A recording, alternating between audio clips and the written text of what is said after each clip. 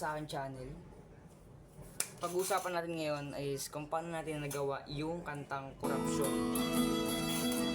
Kaya kung interesado kayo at ang tagal ko nang nawala, haba na rin ng buhok ko.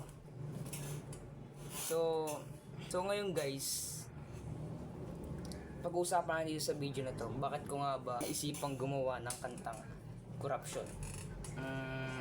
Siguro dahil sa kasalukuyan ngayon, kahit siguro naman dati, di ba, napapanood ng korupsyon, mga mga pera na napunta kung saan na project. And pangalawa, trip ko lang dahil sayang naman yung instrument ko kung hindi ko ginagamit pang gawa ng kanta, di ba? So paano natin nagawa yung korupsyon na yun?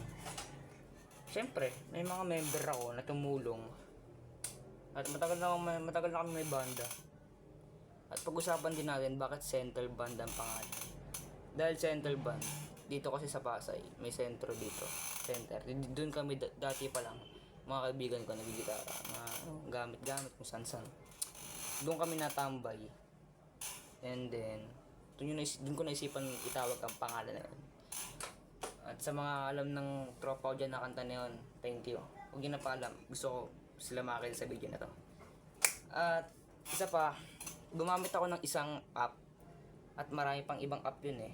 Ewan ko lang, basta. Kaya ako na buong kantang yun. Gumamit ako ng app na violin. Well, may violin ako dito. Pero, parang ano siya eh. Sira pa. Pero kaya gumamit ako ng app na violin.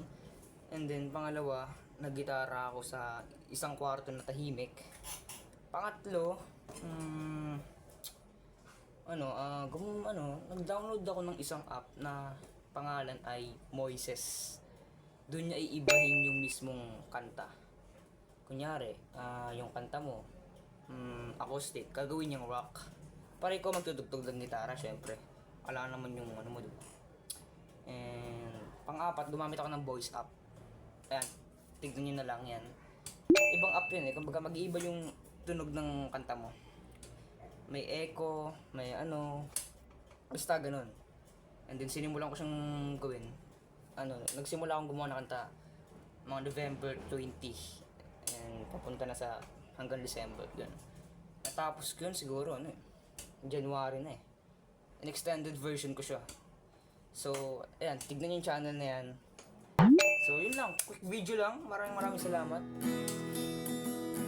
Di ko alam kung anong gagawin ko ngayon eh.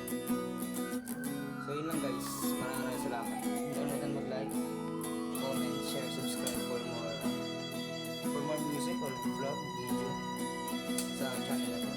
Yun lang guys. Paalam. Peace out.